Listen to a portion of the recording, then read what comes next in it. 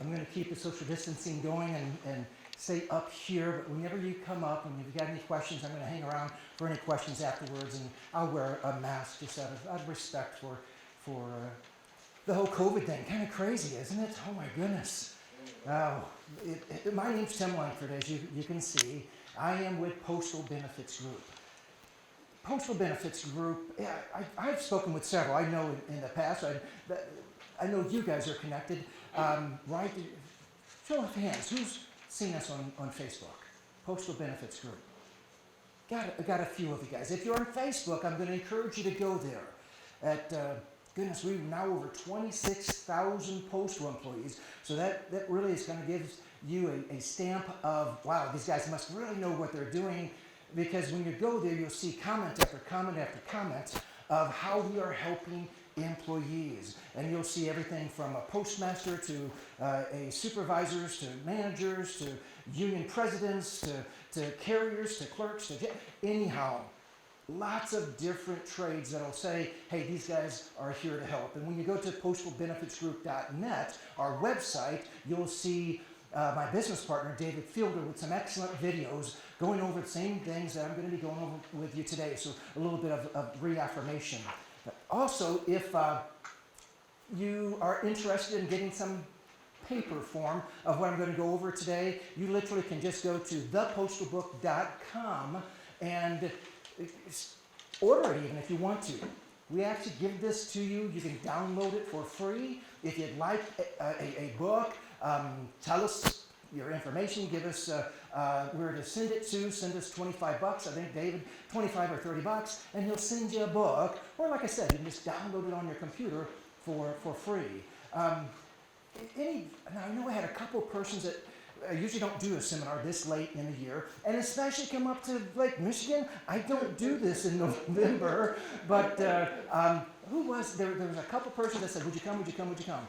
Okay, I've got one head back there that's shaking. It's your fault back there. But thank goodness, I love the idea that there's no snow on the ground, because when my wife said, okay, let's do it, I'm thinking, oh my gosh. I was in San Diego last week, so think of what the weather was like there, and I'm thinking, I'm in northern Indiana next to you. Yeah, so thanks for holding off the snow for me, guys. But not urging it on by any means. Any supervisors, managers, postmasters do I have here? Too late. I was going to give you a book. Your wife is the postal employee, right? Or no. You've got a brother, don't you? You said you've got a brother and a sister. But are you a postmaster, seriously, or a supervisor? Supervisor. Okay, good. Then I'm going to do just that. I'm going to hold my breath.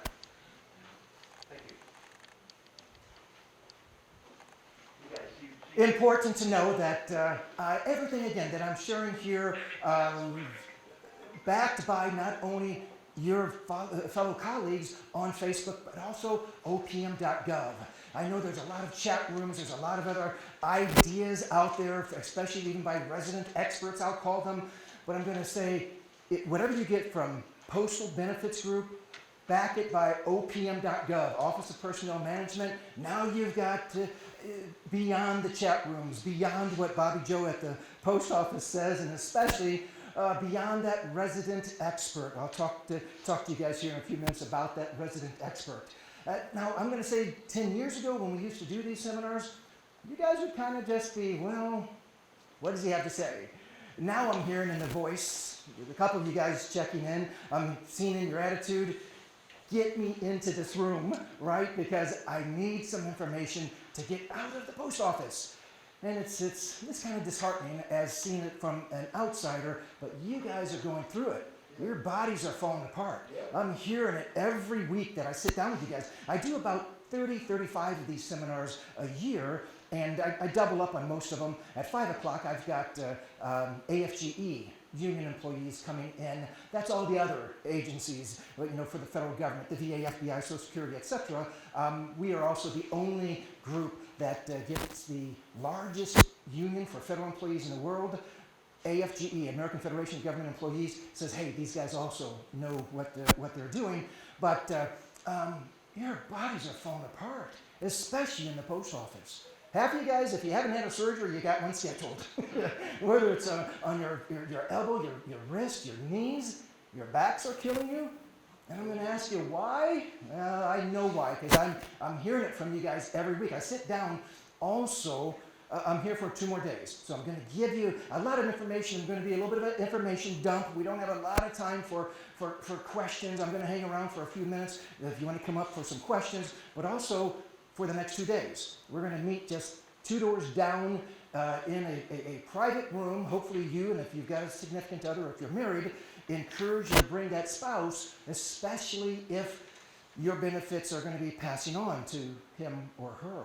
But 2 days. Take advantage of it. Let my hindsight of watching all of you guys make so many mistakes. It's incredibly sad when it's too late, because you guys only get one time to retire, right? There's no do-overs. There's no, that's a practice run. There's no such thing as that in the post office. One time to retire, so you got to get the right information, and it's not from Bobby Joe at the post office. It's not from that resident expert that you're lucky if that person is half the time right, and it's definitely not from these chat rooms. Oh, and I'm afraid to say it's a lot of times not from your human resources shared services either. You know what I'm talking about, huh? That does get kind of scary. And I wish it was something different, but it's not. When your bodies are falling apart, why? Because you're doing a job now that it takes a lot of times 2 persons to complete. And then past that, they treat you like crap. Oops, yeah, I said it. Almost like a slave sometimes. And why is that? Is that just a good example of today's post office? You've got now a job description for the last 8 months, which is off the hook. For the last 8 months, does it feel like it's been Christmas at all? And now, coming into Christmas season, it's not going to get any easier. When I look at the postal employee, I see somebody who is screaming, "Let me get paroled." That kind of fair to say? And now sometimes to hear that that's not even funny to say anymore, Tim, because it is exactly what is happening to you guys. It's something that, well, let's just check out what you've got here. What I've got here is a way to go over the benefits that are most important to you. I want to, and you're welcome to take them down, but most of you guys, you received a flyer, right? Tell me that you received a flyer. You've got a flyer here. Or again, Facebook. Two requests I'm going to ask of you. Go to Facebook and follow us. And as soon as you hit share and say, hey, these guys know what they're talking about, you're going to be able to have everyone in your office or anyone who's friends with you see us on Facebook. And when they see us on Facebook and see basically your endorsement of, hey, these guys know what they're talking about, that's going to be crucial for you to be able to help somebody else.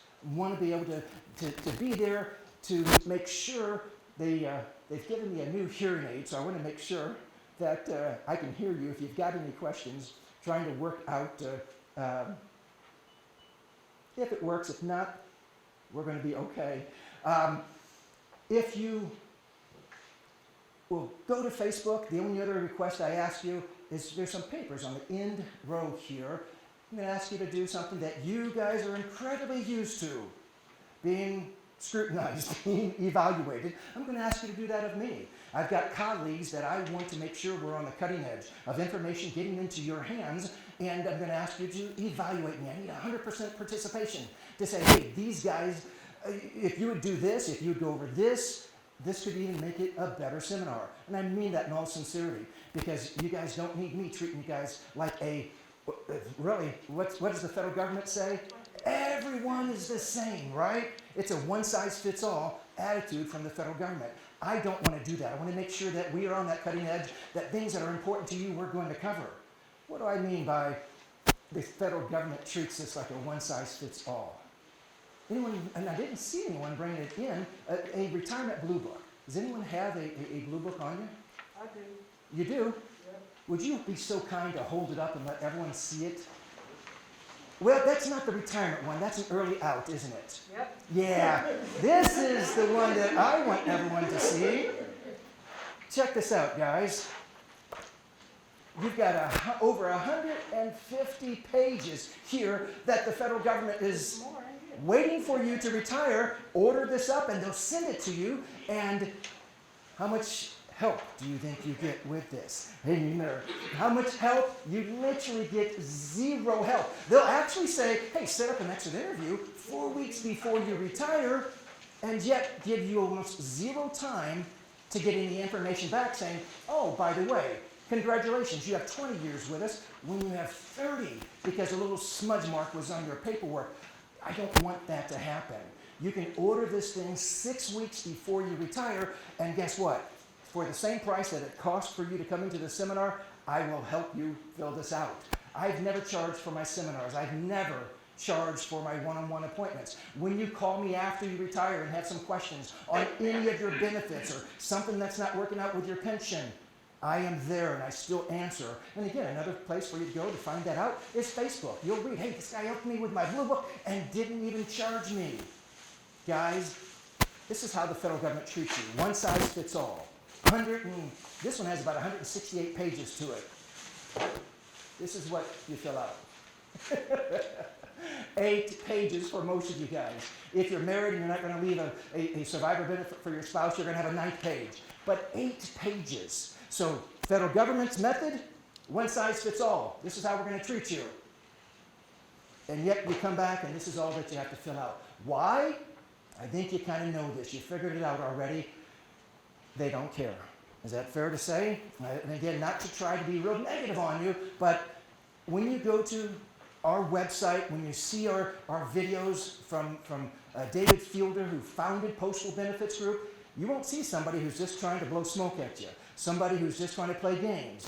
We get to the nit and grit, and sometimes it's not flowery, but now's not the time to be worried about themes or be worried about sensitivity meters, because I'm going to ask you to turn that thing way down or turn it off, just like your cell phones, right? So I want you to be able to cut through the fog and the mirrors that a lot of times is associated with the federal government, and let's get to what really matters to you. I'm not so concerned about being your friend. I'm kind of a friendly guy, so I'd like to be your friend, but my priority today is to shake you up a little bit. I want you to start looking at your benefits, not through the rose-colored glasses, not through sheep's wool that's been pulled over your eyes, because that's how the federal government treats you, right? Treat you like a sheep. I want you to throw that all off to the side and say, wait a minute, this guy may not be real flowery, but I'm making my point to say, you get one time to retire. We got to do it right. You got to get out of the chat rooms. You got to get out of that resident expert. You're going to be blessed if the resident expert is half the time correct. You've got to be real cautious going to where you get your information. So, 8 pages. When you go to fill them out, I will be there. How do I do that without charging you? I like analogies. I'm going to use a couple of analogies in today. And the analogy of how I get paid. I like to liken it to an LLV. Carriers. Raise your hand if you're a carrier. So a couple carriers. Leave them up if you're driving an LLV. LLV? Oh, everyone's driving an LLV, so you know what I'm talking about when I say this. That LLV, it's got a unique, is that being kind? I think of it more as a Pepsi can on wheels, but it's got a unique mechanical system to it, okay? And let's talk about that transmission. If you've been driving it for more than a couple of years, that transmission, you probably have already replaced it once or twice a year. You're lucky if it's not, giving you problems every other year. I want to liken it to your benefits package, your benefits, everything that you've got with the post office. Think of that LLV. And that LLV, having a unique transmission, not anybody, and just not anybody, can work on it. The same way with your benefit package. Not just anybody can work on it. You want to be very cautious who you get advice to or from about your benefits. How I get paid, you're going to bring me your benefit package and a couple of documents, and I'm going to say, hey, if you bring these things in, I can tell you what you're going to make in retirement. And I've done this for a long time. I've been helping employees retire for over a couple decades. So I'm good at this stuff, and you need somebody who's going to be good at this stuff to make sure that that benefit package, if it's not working quite right, say that LLV with a transmission that's a little bit out of kilter or it's doing something that's not supposed to be doing, then I have transmission shops out there through the years that I've built relationships with that knows exactly what to do with your LOV transmission. I do all the paperwork. I schedule all the service. I coordinate everything for you, and you leave out with a fixed, good running transmission, and you're not charged. However, the transmission shop says, hey, Tim, thanks for bringing me a new customer. So I get paid, and you guys don't get charged, and I found that's a pretty good relationship. Would anyone disagree that it's not okay to not charge for my services? Of course not, right? But I do get paid, but it's just not from you. And it's from a way that we make sure that we're doing the right things for the employees. So now, going forward, this one shop fix it all from the federal government, one size fits all, that's not the plan that I'm going to encourage you to follow. The plan that I want you to follow, it says that it is important for you to be able to trust someone who is there to be able to help you through everything that you're doing with all of your benefits. That one size fits all is like you taking this shirt, and I'm not going to take it off. None of us want that thing. But it's like saying, okay, it's going to fit you just like it fits me. It's going to fit you over there just like it fits. That's ridiculous to say. It's ridiculous for the federal government to say, hey, this is a one-size-fits-all program. For you to say that, hey, you over there, you have every debt that everyone else has in the same room. Everyone has the same debt. Everyone has kids at home, or wait a minute, nobody has kids at home. Or it says everybody has the same amount in your TSP. Others of you guys maybe haven't taken care of your TSP. Some of you guys want to be able to travel. Other of you guys are going to be happy to finally not be traveling. So each one of your needs are different. That's going to come out in that one-on-one opportunity that you have to be able to sit with me, and we'll be able to go across that table and say, what is best for you and your family? Determine it there versus waiting for somebody at the post office to say, oh yeah, this is what you want to do. That's the absolute worst scenario for you. Let's jump into this thing. Here are your topics. We're going to cover life insurance. We're going to cover your part-time military time, sick leave, health insurance. What is that silly number in the bottom right corner of your paycheck stub? Want to be able to calculate your pension, talk about the pension supplement, and be able to finish up things with your thrift savings plan. Let's talk about life insurance. What is it called from the federal government? Anybody? FEGLI. What does it stand for?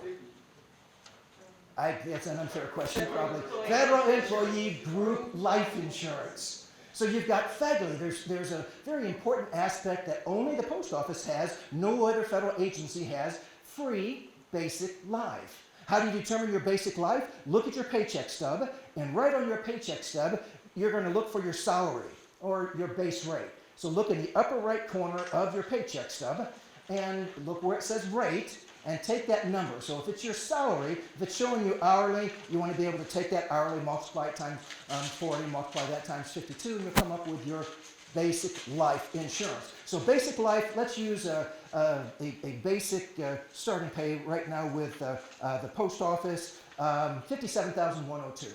Take that $57,102 and increase it up to the nearest thousand. So take your base rate, increase it up to the nearest thousand, and add $2,000. So this person would have $60,000 of free basic life. A couple things that are important. One of the things will be when you go to retire. So this will be only when you go to retire. You have an opportunity to keep your basic life for the rest of your life. It's kind of expensive when you want to keep just $60,000, so I've got some definite feelings on that. But before I get there, I want to tell you about your basic life and what's called an LBA. In 1995, federal government gave you guys a phenomenal benefit for when you get the worst news, that you're going to die within the next 9 months. So you get diagnosed with a terminal illness. The federal government will allow you to go to literally tie in with 800 number, 800-633-4542, and all you ask for is a FE8, so special form FE8, Foxtrot Echo 8, and you'll be able to fill out that form. They'll give you the opportunity to fill out that form if you've got that bad news, and they will pay you your basic life up front. Because most of you guys, if you're in that situation, you've probably exhausted your funds from the TSP and from other savings account, and you're just paying your family. You're just getting paid from the post office so that you can keep supporting your family until when? Until you die. hopefully it's not in anyone in the room, but I wouldn't doubt if somebody knows somebody, take that information back. It could be very crucial. That's number one important thing about your basic life. And number two is talking about keeping your basic life in retirement. You've really got four options. You can keep it all, you can cancel it all, or you can keep 50% of it, or keep 25% of it. Keep it all, it's going to cost you about $150 a month. So $60,000, you can usually find a whole lot better insurance than paying that kind of amount. However, to keep 50% of it, just divide it by 50%. And again, pretty expensive to keep if you're looking for life insurance. However, if you come back and say, wait a minute, it's free, you're telling me it's not free? It's not free if you retire before you're 65, but you get to keep all of that $60,000 if you retire at 56, 57, 58, and it's going to cost you about $20 a month until you turn 65. And when you turn 65, it becomes free again. But remember, you took the 25% value, or the Blue Book describes it as a 75% reduction. So 75% of your $60,000 will go away. At age 65, it becomes free, but it doesn't do it overnight as far as the 75% reduction. That amount will actually just go down 2% a month until it reduces down to $15,000. Hang in there, and then I'll take a question after I finish with life insurance. So take that $15,000, and it's basically a life insurance burial policy for you. So you take it in retirement. So not now. No decision can be made now about your basic life. It's free. You don't want to make any decisions on it now, but that's only when you go to retire.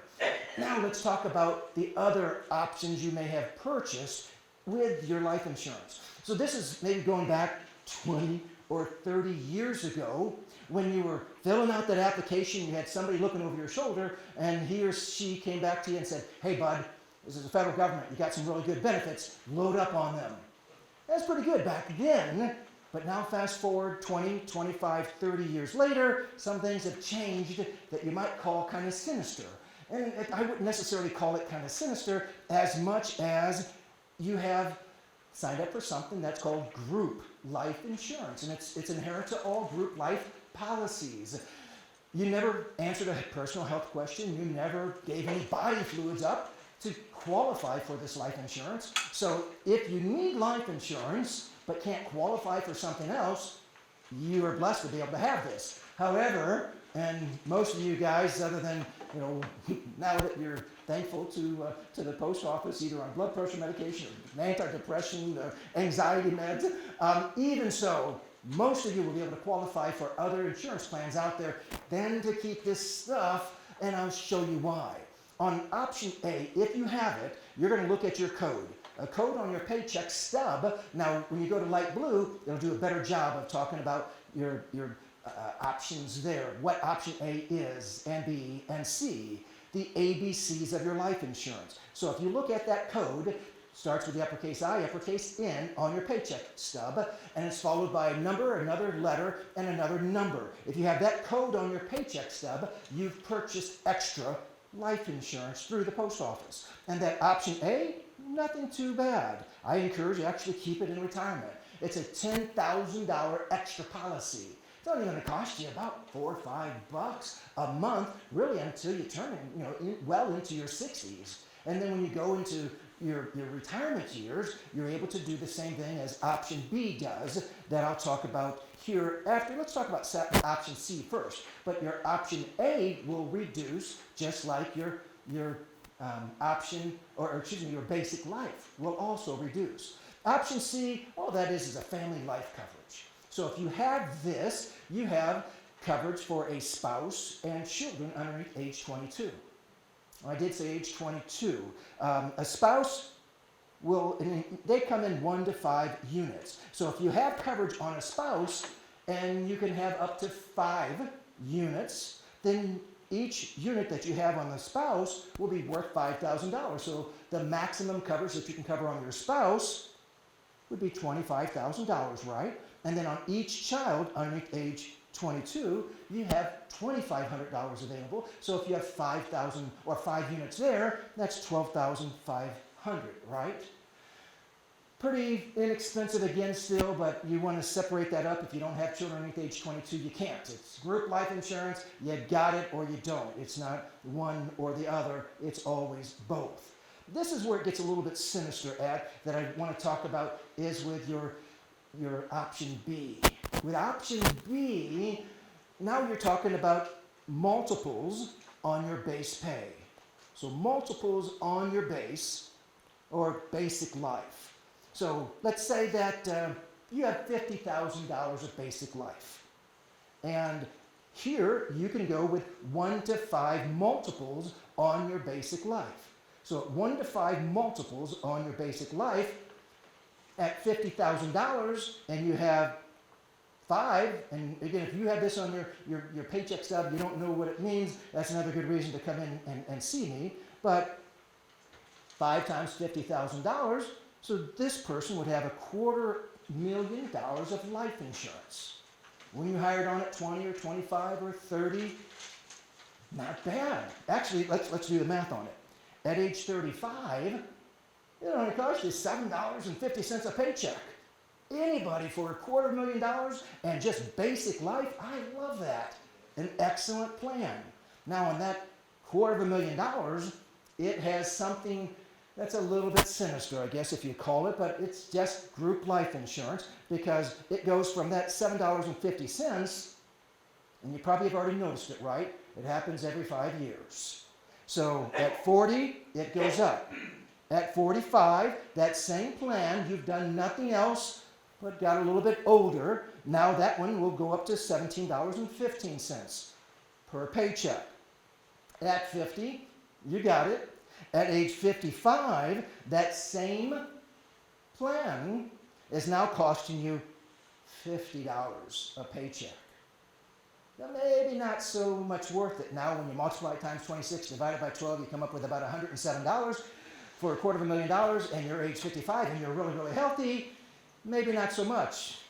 But let's have some fun and let's keep doing this, okay? May not be so much fun if you have this and you're not aware of it. Because at age 60, right, it goes up. At age 65, it goes to $139 a page. Nothing's changed except you've gotten older. 70, right? 75. Anyone want to guess what it is at age 85? You would be paying $1,400 a month. This is per paycheck. So something that cost you $15 a month and at age 65 is costing you $292 a month. Again, sinister, if you're not aware of it, now you know what the price is on that pay or what that code is on that paycheck stub, and you can get rid of it. And this is open season, but open season for health insurance doesn't have anything to do with your life because at any time you can actually cancel your life insurance. And I'll show you how to do that by going to the internet and typing in SF2817. That is a form number that literally is the very first thing. If you type in SF2817, that will literally take you right to the paperwork to fill out to either eliminate or let's say you want to go from 5 multiples because of how ridiculously expensive it is, but you need some life insurance. I hope you don't. I don't like life insurance, at least not the way that it's set up here. You need life insurance. There's a whole lot better ways to get life insurance in today's market than doing it this way. But if you need it, you got it, and now maybe we try to reduce it down. With that form number there, you're going to fill out number 2, number 3, and then the next section there, we'll talk about option A, option B, and option C. You sign where you want to keep. That's it. Basic life, would there be a good reason to sign there? Remember the good 4-letter F word? Free. Yes. Make sure you sign to keep your basic life. You make 3 copies of it. You keep 2 copies. You send the original and 2 copies to Shared Services in Greensboro, North Carolina. In about 2 paychecks or so, you'll see your life insurance either greatly reduced or come off of your paycheck stub. Now, after each one of these topics, so we got life insurance, I'm going to jump over into part-time military time right next, but did I answer any of your questions that you had, your question about life insurance, or you probably already forgot about it, didn't you? There was something about when you said at the age of 56, if you retired at 56, something about the money. If you wanted to retire at 56 and you had in the right amount of years, Right. then you're going to pay about 20, if you want to keep your basic life, Yeah. you're going to pay about $20 a month until you turn 65, but you keep all of your basic life. Okay.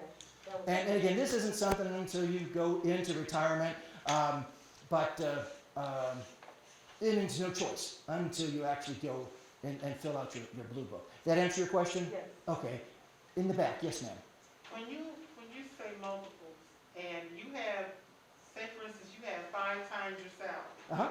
Do you have to have 5 times your salary in order to have multiples for a spouse or a child? No, totally separate. You can do it separate. Yeah, so Okay. you, just like option A is separate, to B, to C. The bad part that if you want to change it, you can only decrease it because the last time you had an opportunity to be able to add anything was 4 years ago.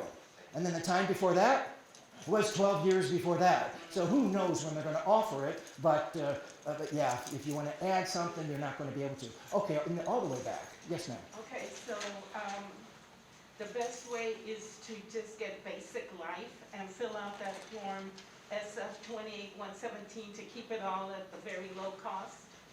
It depends if you have any of the other. Because I had Options. option B. I'm sorry? I had option B. You do have option B? Uh-huh. Yeah, if you want to get rid of it, that's the form to use. So get rid of it and then just leave basic, and it's that low cost, like $10. Well, Well, those are things that will come out in the one-on-one because I'm not going to be that guy that says everybody should do this. Anybody who says that in this type of setting is not to be trusted. So I would want to go a little bit more further than that and say, do you really, is it appropriate for you to cancel it? But yeah, if you want to cancel it, there's the form, but I'd want a little bit more information before I say, yeah, let's get rid of that thing. Because if you need it and somebody else is counting on you financially and you can't qualify for other insurance, so you see all the things that kind of go into it. But yeah, that's your basics right there, and it's very easy to cancel it in about 2 to 3 pays by filling out that form. Does that help? yes. Okay. Yes, yes, ma'am. Yeah, question about the child of 22 years of age. Would an adult child with disability be included in option C? Or If no? they're, well, when you say adult child for option B, Adult, so option C is only families, family. right. Okay, so option B is only No, for I'm the, talking C. I said Okay. C. okay, Okay, C. A child with a disability, well, not really a child, an adult with a disability. yes, they do make some exceptions. The same way with your health insurance, because remember at age Right. 26, Right. you have no coverage for a healthy child, or should I say, non-disability type Right, child, right. so that you can carry on. But Okay. life insurance is a little bit different, and that would be a little bit more on an individual basis. Okay. Maybe one more, and then we've got to keep on going here. Yes, yes, ma'am. Oh, I want to go back to where you were stating that it was the very beginning, and you were going kind of fast for me. And you were stating that you can use this life insurance prior to a certain age if you need to, but after 65, da da da da. What was that? Okay, the only time that you can use any of this life insurance if you get the dreaded news. If you are diagnosed to die within 9 months. So, and it's only basic life. Only basic. So, only basic life. So that's the only one that they will pay out if you get diagnosed with And that. you With have that. to have exhausted your TSP. I'm sorry? Do you have to have, would you have had to exhaust your TSP? Oh, no, it has nothing to do with your TSP. It's a totally separate business, benefit that, yeah, if you have got that dreaded news, then you could fill out that form, Which was the And go home. FT8. the Foxtrot Echo 8 form, call that number, and they can provide that form Okay. for you, or you can go right on the internet. Yes, ma'am. Yes, sir. I just want to ask you in regards to that life insurance. you know, like I had that B also. And so at the time of retirement, can you choose to come down on that option B? You came in a little bit late, so I'll do that real quick again. But yes, you can actually do that right now. You don't have to wait to retirement. You can use SF2817 and be able to do that right now. But we've got to keep going, or we are going to be pushing 8 o'clock tonight. I'm going to do my best to get you out of here within 2 hours. Yes, sir. Well, you know, mine was kind of going back to the retirement board. And my point what I wanted to make was, I know when usually somebody's ready to retire, they'll make that phone call with HR or sheriff service, and they'll go through their retirement protocol or what have you. With the blue book? Yeah. Yeah. But speaking back on that, but you said basically you had a package in with just 8 forms that we really need to be concerned about. Any postal employee, that's all you're going to fill out. This is it. 8 forms. Unless you're going to change your 8 pages, unless you're going to change your address, unless you're going to cancel your health insurance, unless you're going to change your name, and nothing else in that book except after section 1, and I'll help you with that. So call me. It doesn't matter whether you sit with me this week or not. Whenever you go to retire, I've had a wonderful career, and I've got about 10 more years. I'm planning on spending more career with helping you guys, but this is my way of giving back. I will give you that opportunity to use me to fill out your blue book, and we're not waiting to 4 weeks before you retire. We need to find out if they've made. Give the federal government plenty of time to screw things up, right? That's what I'm going to say. And we want to make sure we find out if there's anything screwed up in your pension plan before 4 weeks. Because guess what? If you don't feel appreciated as an active employee today, how do you think you're going to feel as a retiree? So yeah, we've got to be very cautious of that. Okay, we better move on, guys. This is fun. I appreciate the interaction. I just came from San Diego. Those guys felt like bumps on a log. So thank you for I've heard all good things about being a Hoosier. So let's go into talking about your part-time military time. So part-time, this is real easy to talk about part-time. For your part-time, the only thing that's going to be important to you is if you had time as a FERS employee prior to 1989. This is it. So your time is 1/1/1984 to 1/1/1989. That was as easy as it gets. If you don't have any time part-time between those years, you can't buy it back. This is the only time that you can buy it back, which is not fair. And again, you've got plenty of people saying, oh yeah, we're getting close. It's not even close, guys. So if you have time between that, it's worth your time to buy back. Just like going into this next thing of military time. Tell me, where are my vets? Do I have any vets that know over the hat? Yes. Wow, guys, we've got quite a few. Would you help me say thank you? Thank you. And I mean that, thank you very, very much, men and women. That's why I wear this band for. These are for my boys. I'm a proud supporter of Wounded Warrior. They are both on disability as veterans with the U.S. Army. So thank you for that. Have you guys each bought back your military time already? Yes. No. You have not. Now, if your pension, don't let anyone tell you, oh yeah, buy that time back. That is just a stupid statement. Not pension, right? But you're thinking about buying back military time? Okay. So military time, and you're a CSRS, aren't you? So you're one of my SIRS in the room, right? Me too. So you're also a SIRS. Okay, as a SIRS gets a little bit more pricey because the time that you had as an active employee, come up with a total dollar amount that you were paid as an employee, say it was $10,000. It'd been cool if you'd have bought it back in the first 3 years.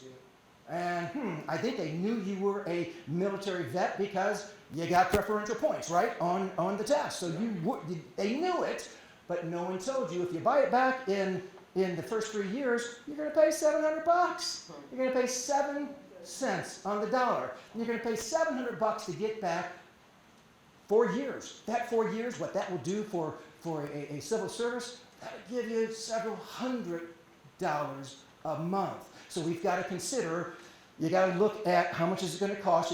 You're going to submit your DD-214. First, you're going to call shared services. If you don't have that number, I'm going to give it out, and I cautiously give this out because I don't want you to go there to get any counsel, and I'll tell you why here in a second. But 877-477-3273 is your shared services. Mom would always tell me, if you're ever going to say poorly about someone, something, you always say bless their hearts first. So I'm going to say shared services, bless their hearts, are some of the most inept persons who are on this planet to talk to about your personal benefits. And I say that only because you guys every week tell me they screwed this up and they screwed that up. So I have spoken to them quite a few times. However, if you ever sense they're not reading off the computer screen, I want you to treat them like the Charlie Brown cartoon when the adults are speaking. Anyone know what I'm talking about? Remember, all you hear is whack, whack, whack. That's what you, if you're sensing they're giving you, well, I think you should. No. Go running scared, because you don't want to think you don't want to hear what they're thinking. You want to just simply read it, and you can do it yourself on opm.gov. But that $700 now, 15, 20, 30 years later, because they're going to tack on interest, might be more like, instead of 700, it may be more like 9, 10, 11, $15,000. So we've got to look at it. But it starts right now by you calling that 877 number saying, I want my military, I want to buy back my military. You're not making any commitment. The 877-477-3273. Hit option 5, follow the prompts, and get to a live operator. Say, hey, I would like to explore buying back my military time. They're going to send you a little book, like one that was held up. This one's only going to be 2 pages. You're welcome to fill it out. Send it over to me. I'll go over that with you as well. And we've got to at least explore the possibility. Now, it's not going to happen overnight. For those of you guys who have bought back your time, it will take anywhere from 3, 4, 5, 6 months, maybe longer. And I've heard some horror stories there. But let's at least explore it. Because what happens when you buy back military, when you're able to buy back part-time, it draws the finish line closer. You get closer to getting paroled. You are getting out of Alcatraz. There's no more Auschwitz. I'm sorry. So military time, part-time. Now let's talk about something that will probably make you guys sick. Sick leave. Now, 2004, 1984 we already know, because we had a SIRS in here. 1984, the federal government came in and said, no more civil service retirement system. Everyone now is going to be underneath a new system that's called the FERS, Federal Employee Retirement System, right? That was in 1984, January 1st. Now fast forward in January 1st, 2004, what did they do that was kind of monumental again to you guys? I've got a book for somebody who will tell me what happened in January 1st, 2004. Monumental, all right. You can download it for free. In 2004, they fired all of your HR, your local HR.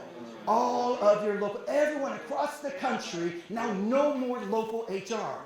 Now that should have told you what? Let's see, we're going to really support you guys. We really care. Oh, guess what? We're going to make sure to get you more benefits, and I'm going to come back and tell you, because you're already sensing I don't work for the federal government, right? So you know that. I can honestly say, and very with passion say, I work for you. I've been independent my entire career, and I'm not going to be talking out of both sides of my mouth. Because when the federal government speaks, what are they looking to do? Whenever the post office speaks, and in love and adoration of our supervisors, our managers and postmasters, remember, they're mouthpieces. They're just getting marching orders. So sometimes they're just jerks, but for the most part, they're just passing on the crap that's been passed on to them.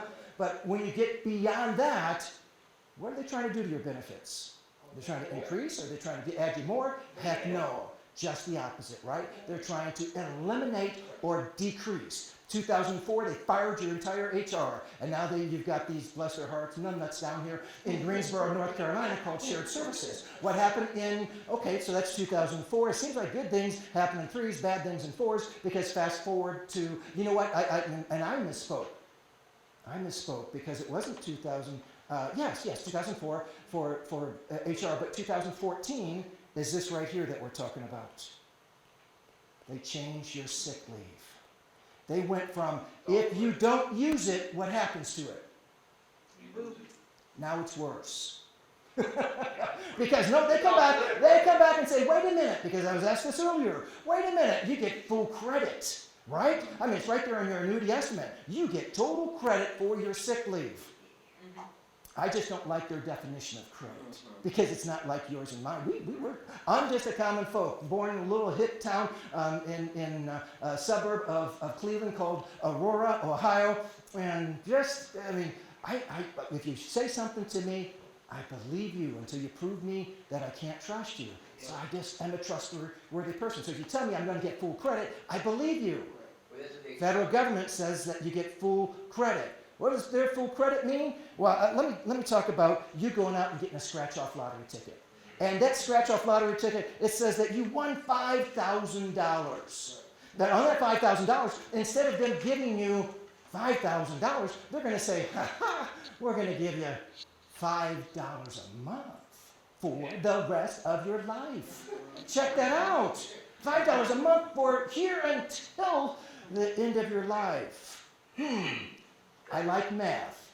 Federal government doesn't want you to do math because sheep can't do math. And I'm glad you're here because you're proving you ain't going to be a sheep.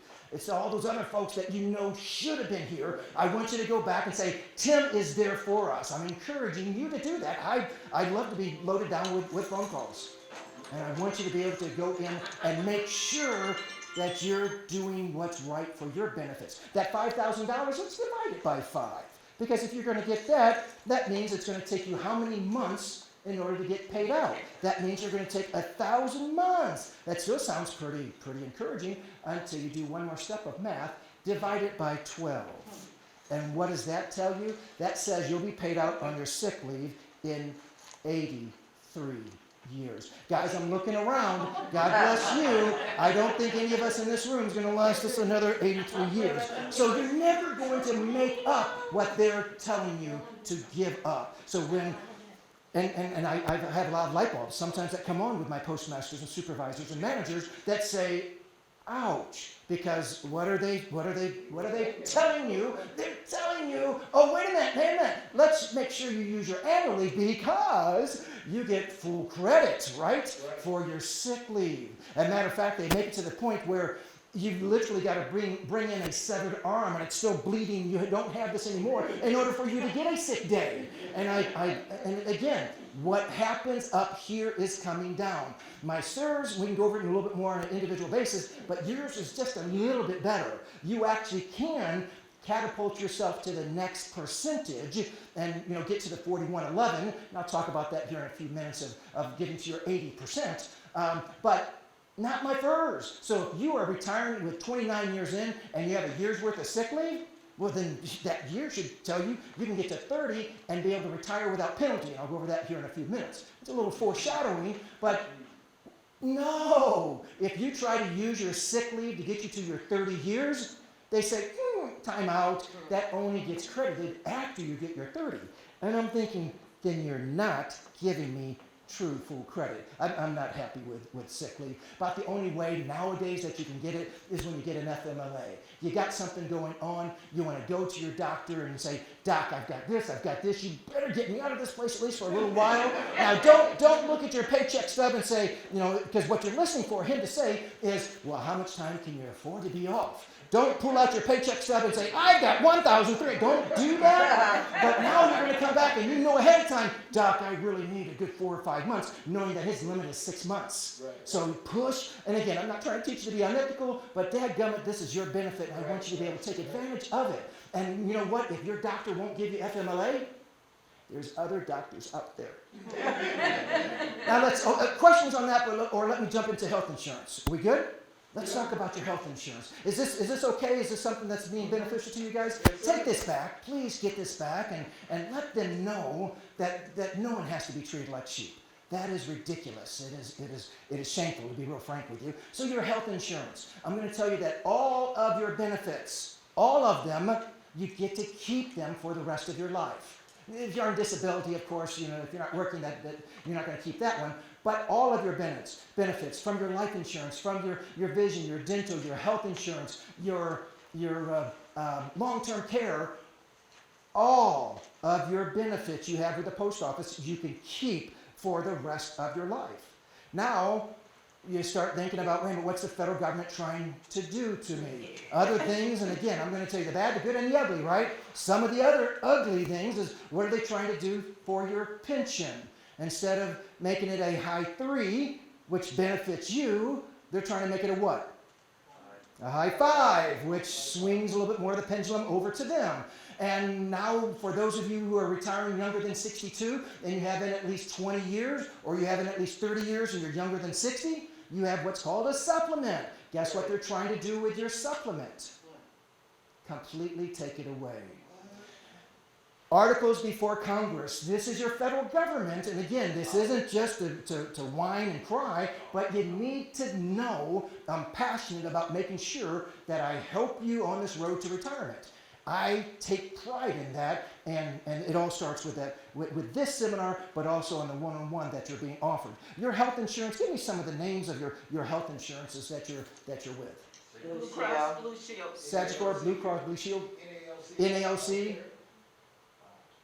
Has anyone given me any federal agencies who are with your health insurance? Because even NALC is a private company. Where do you think Sagicor or Blue Cross Blue Shield or GIHA, are these federal agencies or are these private companies? Every one of them. Every one of your benefits are private companies. So that's where I come in and say, wait a minute, are you really getting the best thing? Because as you get older, your needs change. However, not with the federal government. Remember, one size fits all. Bingo, you are in this program and they don't change it. Even to the point of your TSP. Because who are your managers with your TSP? You don't know. Who has your life insurance? You don't know. Because it's federal government, right? Metropolitan Life Insurance holds your life insurance. With your TSP, your fund manager is BlackRock, private company, and another entity working with it, and we'll talk about that in a few minutes, Metropolitan Life Insurance Company. All of your benefits are private companies, so let's really scrutinize them, because let's make sure it's the right fit for you. Now, with your health insurance, give me a family price. What are you guys paying per pay for a family plan? $183.63. I'm sorry? $183. $183. So that's going to turn out to be just shy of $400 per month. Guess what that turns into when you go to retire? Oh my gosh, because the federal government stopped subsidizing. Guys, just look at opm.gov. That's a lie. That's not true. Her $400 per month family plan, she keeps the same doctors, the same plan, the same out-of-pocket annual limit, and it goes up about $40. Now, that $400 per plan, though, per month, guess what? I can sign you up for what my wife and I do, and this is what we pay per month, and I can sign you up when you come and see me tomorrow. $1,425 a month. You want a private plan? I'm kidding, by the way. Can you figure this out? You don't want this. I'm a private citizen. I don't want to be a government mouthpiece. I'm going to stay independent for my sake, but also for your benefit. You do not want to go outside of the federal government. One of the premier health benefits that you have is your health insurance. And guess what happens every year? Let's see, right now, from, what was it, November, last Monday, actually, what was it? Yeah, it was the 16th, wasn't it? Or was it it may have been the 9th. I think it was the 9th until December 12th. What's going on right now? Open enrollment. So if you're unhappy with your health insurance, guess what? You can change it. You can change it today, opm.gov, and you can compare the plans that you have, and they're all private companies. However, because you're in a group setting, this is where group really is powerful. Just the opposite of what happens with your life insurance. It is wonderful with your health insurance, because now with that group health insurance plan, they want to increase you, they can't. And they never increase the life insurance. They just, they kind of sock it to you there. But if they want to increase just you, because my wife and I were, 2 years ago, we were paying $1,100. And they came to us, the Langford household, and said, you're going to pay $300 more per month. And they can increase just our household. And we didn't have any expenses. It's just like, are you kidding me? But anyhow, so yeah, we looked around and still stuck with United Healthcare. Still want an excellent plan, however, not nearly as good as what you are doing. This is important to you when I write this number here. What's significant about that number with your health insurance? 5 consecutive years on a health insurance plan prior to retiring if you want to keep your health insurance. Now what about, let's put a little twist to it. You change it now and you want to retire in 4 years. Because if you're not on a plan for 5 consecutive years before you retire, you lose it in retirement. So are you sure you want to change it this year?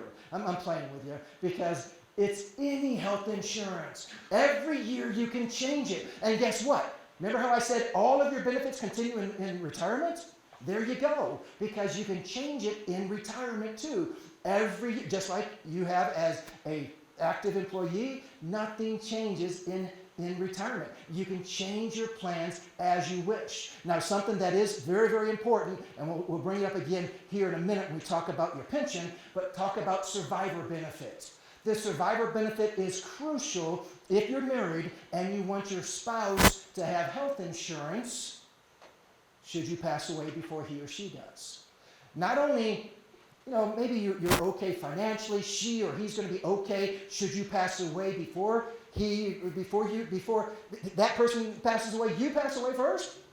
That person's okay financially, but because of your health insurance, if you don't do a survivor benefit, not only will that person not receive anything of a pension, they will also lose their health insurance. So there's lots of moving parts. Guys, that's my specialty. I will make sure that your moving parts are working for you, not for the federal government. So that's your health insurance. I'm going to jump over to the number in the corner right, or in the right corner of your paycheck stub, unless you've got any further questions. Yes, ma'am. Okay, so I had gone ahead and I started doing that booklet with Human Resources Shared Services Center. Okay. And so they told me that I could keep my health insurance because I haven't changed it in the past 5 years, but it was going to cost a little extra. Uh-huh. And so I called Blue Cross and I told them I wasn't going to keep it. I hadn't mailed it in yet. I told them I was not going to keep Blue Cross Blue Shield. Okay. And so they said, okay, mark that. And so I called Blue Cross and Blue Shield because I wanted them to be my Medicare provider. Okay. And they told me that I had to go to Social Security and apply for Part B because I already have Part A. Okay. And so on the retirement form, should I go ahead and cancel Blue Cross Blue Shield as a healthcare provider? This is more of an individual basis, but very short answer. I need a little bit more, but very short answer. If you don't cancel it now, you're probably stuck with having it for another year. But I don't know enough information, so I just want to give that a little bit of information to you. But yeah, if you don't cancel it during open enrollment, they very well likely will continue to keep taking it out until open enrollment next year. Isn't that a real nice winner of them? So does it have nothing to do with Medicare then? So Who doesn't have anything to do with Medicare? the FEGLI, Federal Group Life Insurance Company, Blue Cross Blue Shield that I've had for 5 consecutive years. Your FEGLI is through Metropolitan Life Insurance. Okay. And so then if I apply for Part B with Social Security. Which is Medicare, nothing to do with FEGLI. But you're Right, talking about your health insurance. right. Okay. And so then I call Blue Cross and Blue Shield, Anthem Medicare. And Right. I say, I want you to be my Medicare provider. Okay. So does this mean that I would then not elect Blue Cross Blue Shield? Individual appointment, real quick, and then we've got to stop this here. If you want to cancel your health insurance, the best time for you to do it is during open enrollment, which is right now. So if you're going to go over to Medicare, and a lot of times it may make more sense for you to go to Medicare, I'm going to say the majority of time it doesn't, because it's usually a better plan than for to go to Medicare. But again, that's going to be more on an individual basis. But if you want to cancel your health insurance, now's the time to do it. But if you're not going to be retiring for 2, 3, 4, 5 months, you're going to be going without health insurance until you pick up Part B. So if you're picking up Part B right away, just keep that in mind. We've got to stop there, or we're going to keep on going with this. So let's jump into, what is that number in the bottom right corner of your paycheck stub? That's how much you guys make per month, right? You laugh. I wish that would be more of the case of most people, because guys, that's not your monthly pension. Especially you guys who have 30 years in and that number's $10,000. Sit down twice on this one, because that's not your monthly. I did have a guy, and this was out in Numbnut Land in California, and oh yeah, I know what that is, Tim, and I don't ask that question anymore for that reason, because he very proudly said, that's the number that I'm going to be making, so I'm good with this, Tim, and I went, okay. You need to leave, and I'll talk to everybody else, because I figured we wouldn't go very far with that guy. Guys, this is what your contribution has been to your pension. That's it. It's more confusing. It's stupid for them to put it there, because you can't go anywhere to really understand what that number is. Let me show you what happens. And let me do this. I know I'm not an artist, but let's do this with a bucket. So in this bucket, the dollars that go into this bucket is contributing to your pension. So this spigot is going to come out, and it's going to provide your monthly pension. In your monthly pension, there's 2 funnels that fill up this bucket. One funnel is an itty bitty funnel, and one funnel literally looks like that. A huge portion goes into from this funnel, and an itty bitty portion of 0.8%. Less than 1% you pay to fund your pension. That number on your paycheck stub, that's what up to last year that you had contributed the entire career into your pension. That's piddlywinks and tiddlywinks, should I say, compared to what you're going to get in a pension. Because at 30 years, that number of being $10,000 there, you're going to be paid that out within the first 6 or 7 months with 30 years in, with an average high 3 of $60,000. We'll do that next. But over here, 99.2% is being paid by the federal government. Guys, this is one of the apps, besides your health insurance, that I love. I love the way that your pension is set up. Nobody who had any lick of sense set up this pension. And I'm glad that they are dumb as a box of rocks, because this is so in your favor, it's wonderfully ridiculous. So take that number there and look at your line item up here. For my sirs in the room, on yours, you'll probably see a Retire 1 on your paycheck stub. Right next to that, it will be, for you, it's about 7% of that paycheck that you paid into it, because my furs in the room, unlike these 2 over here, theirs at 35, 40 years, theirs is over $100,000. Am I knowing what I'm talking about here? Yeah, they had contributed over $100,000 into their pension bucket, but remember, they're not contributing to Social Security. So that's where they're making that up at. But Retire 1 for my civil service. Everybody else in the room, you're going to have, if you weren't hired within the last 5 years, you're going to have Retire 8. And then that tells me that you are a FERS. You're underneath the Federal Employee Retirement System. You've been hired within the last 6 years. You're going to have a letter there, and it's a totally different gig, but I don't think I've got anybody in here for that. Are we good with that? One question, yes. You said you don't think you have anyone with retired age? No, he said we did.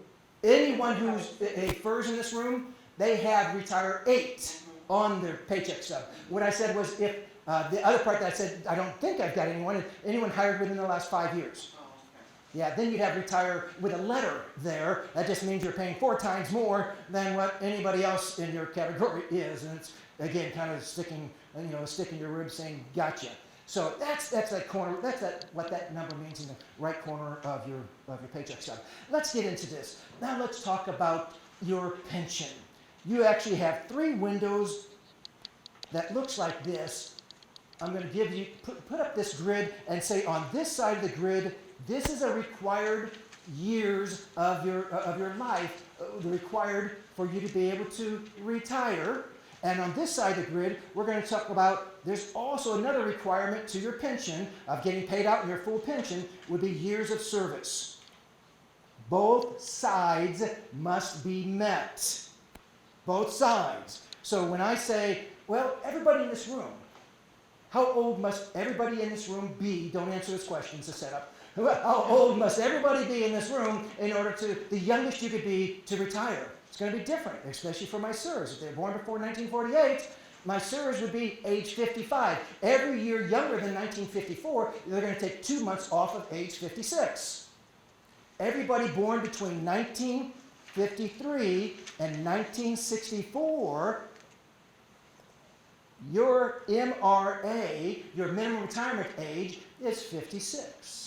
Anyone born after 1964, it's a little bit more than that. It tops out at 57. Younger than that, take off two months for every year younger than that. So that's a minimum retirement age. Now, what's the minimum amount of years you must have in order to be able to retire without a penalty? Anybody? Come on, you guys know this. You're being funny with me. 30, right? No, you don't know, so be quiet. I'm sorry. No, this is a tough one because if you don't meet both sides, you get penalized, and you get penalized heavily. So MRA and 30 years, you must meet up with both. My sirs, please don't let these people at your post office says, oh yeah, whatever combination you get to age 80 or get to number 85. Have you ever heard that? Tell them, reach to the phone and slap them if you can, because they are totally off. Because they're saying, and let's say that you were at 55 and all you had to do was have 30 years in. That comes up to 85. But so does 54 and 31. So does 53 and 32. You see what I'm getting at here? So tell them to stop it, because if you are born in 1952, you must be no younger than 56 and 10 months, or you're going to be heavily penalized. The penalty for if you want to retire, and remember you get that wonderful benefit sheet from the post office that says, hey, congratulations, you've reached your MRA. And I just had to talk somebody off the cliff. I think she was up in Wisconsin this last week when I do benefit reviews over the phone too, so if I can't meet in person, I'll do my best to help you over the phone. But she said, I've got this paperwork, Tim, it says I can retire. I said, congratulations, I can help you retire. Go get your blue book, and we're going to take 30% penalty off your pension. And she about, hit the floor. I could hear her through the phone. What are you talking about? I had to go back to this chart over the phone. Well, you have two parts that you are required to fulfill. So what's the second window of retirement eligibility? Age-wise is 60, and then beyond that, there's also a minimum amount of years, and those who said 20, you're right on this one here. At age 60, you must have 20 years in. If you have anything less than 20, for every year you're younger than 62, take a 5% penalty. Remember at age 56? Why did I say 30% penalty? Because that's 6 years, right? From 62 to 56. 6 times 5, 30% penalty. So now the last window, if you want to call it, those who, not many have done this. If you are 62, there's a minimum amount of years also. Most folks who have done this, they're just looking for the health insurance for justifiable reasons. But at 62, you're required to have at least 5 years in. Now be careful if you're retiring younger or with less than 10 years, because you don't get your matching from the TSP. But that's a different subject here. So MRA 30, 60 with 20 years, 62 with 5 years. It's tough to not emphasize right now at age 62. I love that age. Your body may be done at 56, 57, 58, 59, and you may be staring darts at me right now when I say I love it, age 62 with 20 years. There's only one time in the post office that you're handed 10% on your years. You're given a 10% bonus if you are age 62 or older and have at least 20 years in with the post office. Because what we would multiply your years of service, because here's the good news, guys. For everybody in this room who's a postal employee, the good news is you are a federal employee. Anyone want to guess what the bad news is? You are a federal employee. So it works hand in hand. The good news is you guys, for every year that you work, you add 1% to your high 3. So we'll take, and I'll do this in the next illustration. If you've got 30 years in, you're going to make 30% of your high 3. If you got 25 years in, you're going to make 25% of your high 3. That's it. Every year that you work, you add 1%. So the good news is, you work an entire year, you get 1% more of your high 3. The bad news is, you work an entire freaking year for 1%. So good news, bad news. Except when you're 62 with at least 20. Then, instead of those 30 years, we multiply that 30 times 1.1, and you're handed 3 years.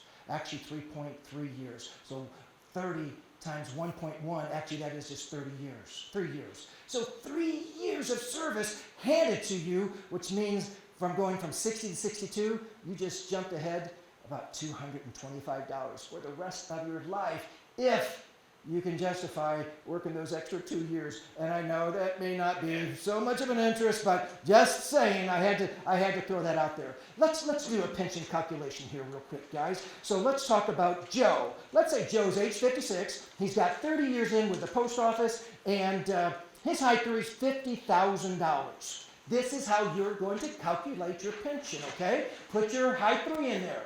If you don't know your high 3, if you're older than 56 with at least 10 years, you got an annuity estimate this last February, if you were 56 in February.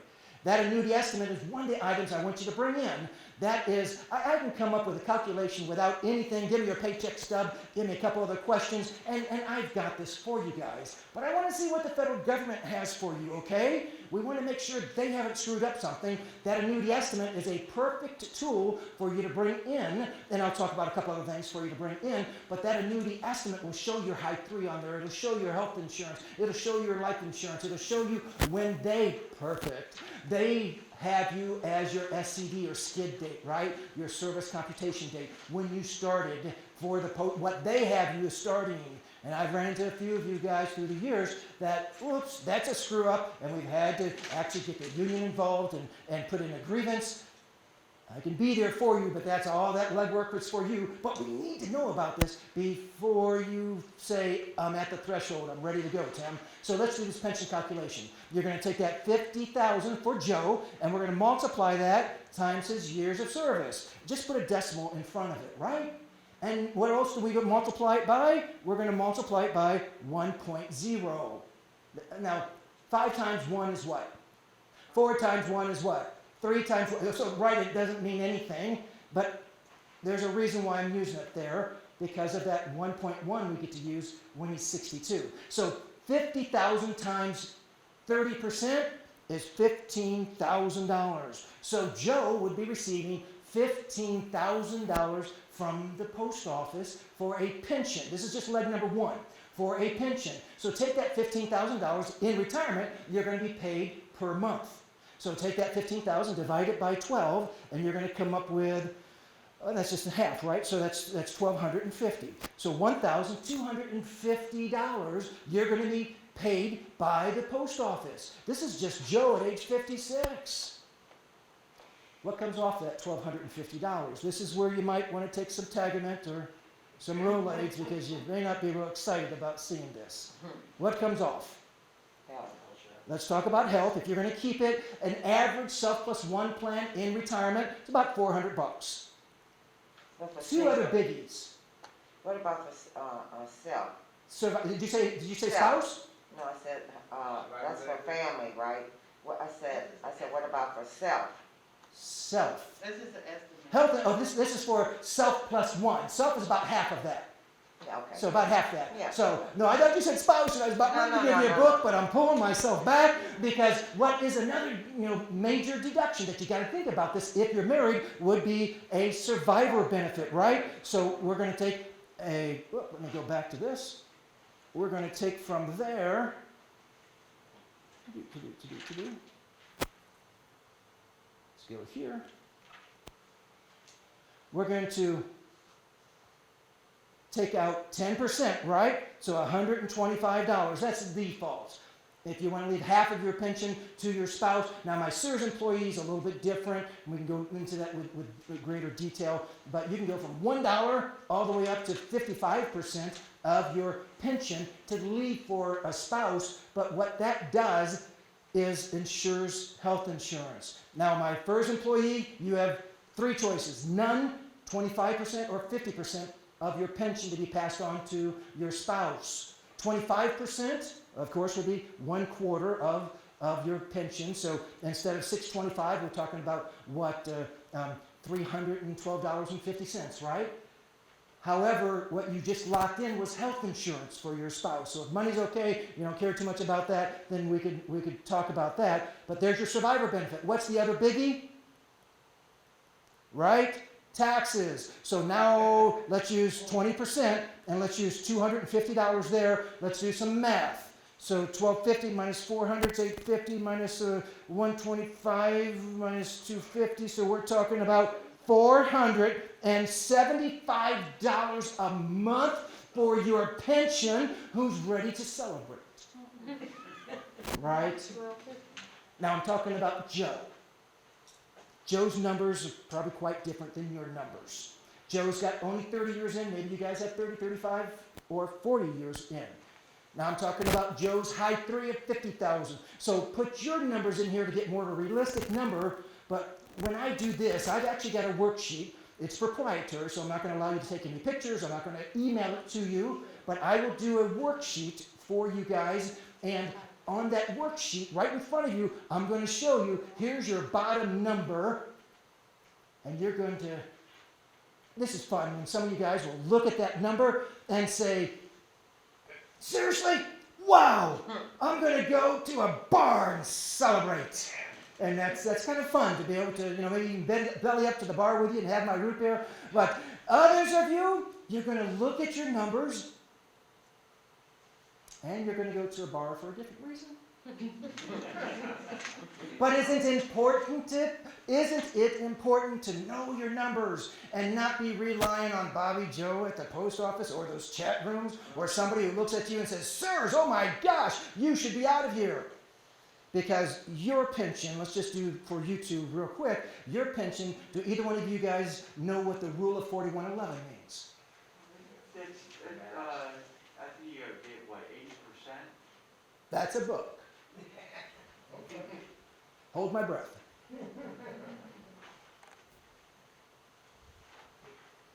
The rule of 4111 says basically when you get 42 years in, 41 years and 11 months. But because at 30 years, your pension is actually calculated at 56.25. Everybody else in the room, except for you two, remember how I said 30% is 30 years. 30 years for you two is 56.25. So that's why they talk about 41 and 11. There's other math behind it, but not going to go there. So when you reach 42 years with the post office, you've maxed out the pension you're going to make for the rest of your life, except what your question you asked me earlier for sick leave. Now you're going to add that sick leave. So for every year worth of sick leave, and we'll talk about that. Actually, I kind of passed over talking about my CSRS for sick leave. You get to add that to your pension at 2% now. So instead of 80%, you're going to have 3% because you have a year and a half. If you said 3 years, or excuse me, 3,000 hours, you've got a year and a half worth of sick leave there. So you're going to have 83% of your high 3. So my CSRS at 42 years, my gosh, he probably will make more money when he retires. Not necessarily, especially if they're making overtime.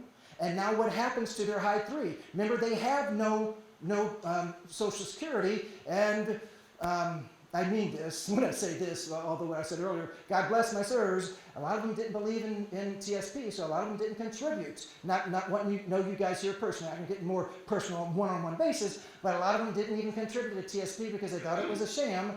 However, now all they're relying on is their pension. That's it. And if they're making 82% of their high 3, how much of a pay cut are they taking?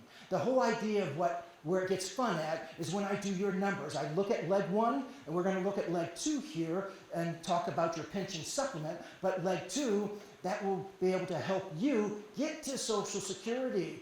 With my sirs, they're done with their pension because it includes, in essence, their Social Security. So 42, you get to 80%. Over top of that would be sick leave. Over top of that would be military time if you buy back your military, so you're adding more to that as well. But hopefully TSP, hopefully, or some other funds to be able to make up, because the whole idea is what? What I do, really simple, straightforward. I want to help you guys get to that time in your retirement that says, hey Joan, hey Jack, hey John, if you go to this age, you do this with your pension, you do this with your Social Security, you've got this with your TSP, you can retire making more money in retirement than you can working. My process is pretty simple. I don't give you 17 pages to try to wow you to say, hey, I am God, come to me. No, I want to put you in control. There's only one God and it ain't me. So I want to make sure to put you in control to look at your numbers. Then you and I can go with your family and say, is this the right time? Versus, what's the wind feel like today? Right? So let's do this in a very calculated, smart way.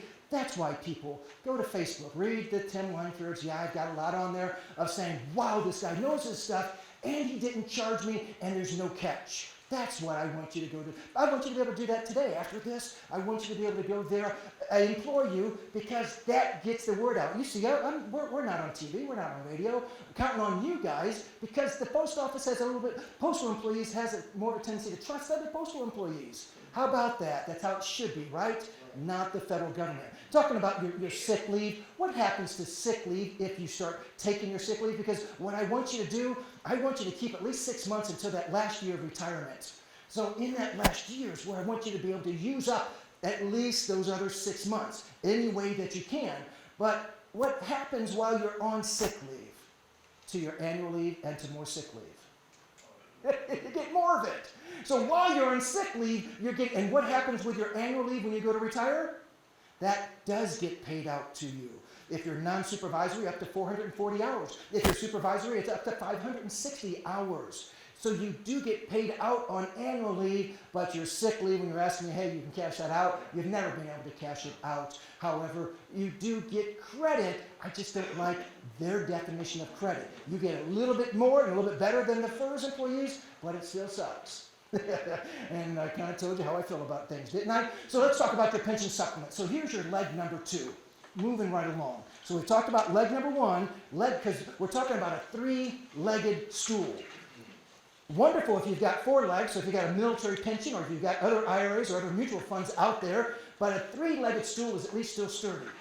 And you've got that all within your federal employment, because you've got your leg number 1, your pension, leg number 2, at age 56, 57, 58, anytime before age 62, if you qualify for it, you have what I call a bridge to get you to age 62, called the supplement. And the pension supplement is another grid I'm going to show you. This one's a little simpler. It has the same components, though. It has age on this side, and it has years of service on this side. And there's requirements on this supplement also. So your MRA, right? So MRA, we've discussed what that is, and 30 years. Minimum retirement age, so if you're younger than 60, you must have 30 years in order to qualify for your supplement. And then we'll do a calculation here. I'll show you how to figure that out. But at your MRA and 30, the next window that you have to be able to get paid out a supplement would be age 60 and 20 years. That's it. Because at age 62, what happens to your supplement? It ends, right? You don't get a supplement anymore after age 62 because what's waiting there for you? If you want it, you don't have to take it, but Social Security. I've got very strong opinions on Social Security that will come out more in one-on-one, but I've seen a lot of mistakes of people waiting and they will never recover because they have to be well into their 80s to be able, whether by their financial planner says you got to make sure to wait on Social Security. And I'm going to come back and say, your financial planner has other motives behind why he's telling you that, and I'm going to say, they'll come out here in a few minutes. That's your supplement. And it is a benefit. I say almost get it while you can, because that is something that they are trying to cancel on you guys. I still want to come back and say, if you qualify for it in this room, you're going to be pretty safe, because they won't typically stop it right away. But I mean, they could, they passed on it in October, but next October they could come back and say, oh, wait a minute, we're going to end this thing, but it typically wouldn't end immediately. Okay, let me take a breather here. Anyone have any questions that you want to hit me up with? Anything we've talked about? I'm just going to now talk about the earnings test, about Social Security, and then we're going to finish up with your TSP. Yes, sir. Supplement, it's not tax. Any deductions come out of that supplement? That's almost a silly question. You think the federal government's going to give you money and not tax it? Think of it this, that your supplement, I didn't do the calculation, so thank you for bringing that up, because just take your years of service. So if you've got 30 years, divide it by 40. Yeah, I got so excited about other things, I didn't finish up how to figure out your supplement. So take your years of service, using Joe, 30 years. Divide that 30 by 40, come up with a percentage, right? 3/4, right? 75%. Take that percentage and multiply it times your age 62 Social Security. It is not Social Security, but to go back to your question, does Social Security get taxed? Yes, it does. So your supplement, you are receiving it because you are able to receive Social Security, so you can kind of see it as Social Security, but I want you to understand it has nothing to do with Social Security. It has everything to do with your pension. You qualify for your supplement because you have met the grid, right? You have in 20 years, at age 60, you want to collect on your supplement, you take 20. Divide it by what? 40, that's the common number. Divide it, take your years of service, divide it by 40, and if you're in that grid, you qualify for a supplement if you want to retire. Knowing that you're going to be able to receive that until when? Age 62, right? 62, it ends. You guys are getting this. Thank you for listening. But yeah, nothing. And this is where I want to be able to talk about more on an individual basis of trying to create a tax-free income for you guys. And if you're healthy and you got some more years to go with you, I'd love to talk to you about some tax-free income. Because the 3 rules of investing, well, we can talk about this really right after earnings test, right after TSP. But number 1, you want to go after all the free money possible. Now, you get free money from the federal government. Where do you get free money as a federal employee, should I say? Where do you get the free money? TSP. 5% from TSP. They match you. That's free, guys. There's no catch to that. You want to always do at least a 5%. We usually jump over the number 2 smart money moves. We usually jump over to number 2 and we jump to number 3 by tax deferred. So I won't spoil I want to talk about your TSP and the numbers, because most of you guys think that the maximum that you can contribute to TSP is 5%. But we've got to, I think we're finished up with your pension supplement. Now let's talk about your earnings test. Because I want to go back to, remember my introduction, I went over the topics. I want to cover every one of my topics, and this is the next one in succession. But your earnings test, if you are going to take that supplement, it works just like the rules does if you're taking Social Security and you're younger than full retirement age, what Social Security calls full retirement age. I call full retirement age any age that you want to retire and collect on Social Security after age 62. Again, they want to treat you like sheep. I'm not going to let that happen if you're going to sit with me. You retire at 63, I'm going to look at your numbers, most likely 99 times out of 100, saying you should collect on Social Security. Because by the time that you delay it to get to your full retirement age, it's usually about 12 years later than when you turn your full Social Security. We'll go over that in more details on that one-on-one. But your earnings test, $18,240.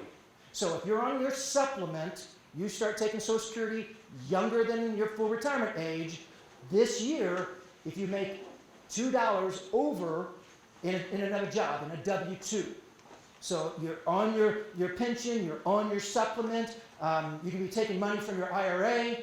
None of that goes towards the earnings test. It's retirement income.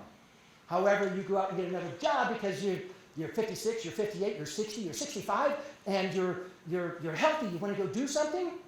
In addition to your retirement income, every $2 you make over $18,240, $1 is going to come off of your supplement and or Social Security the following year. So keep that in mind. That's $350 a week.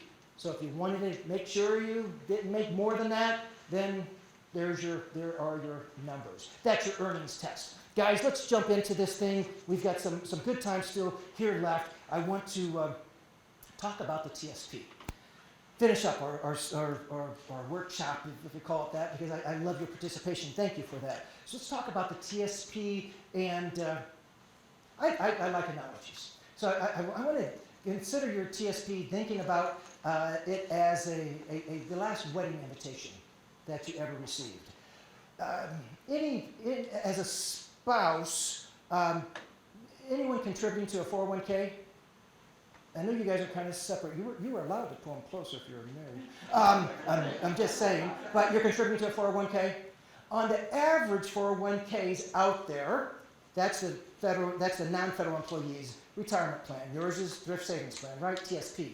His is 401k or 403b if he's a teacher, a couple other things, ESOP. But 401k, the average one out there that I've seen has over 50 funds.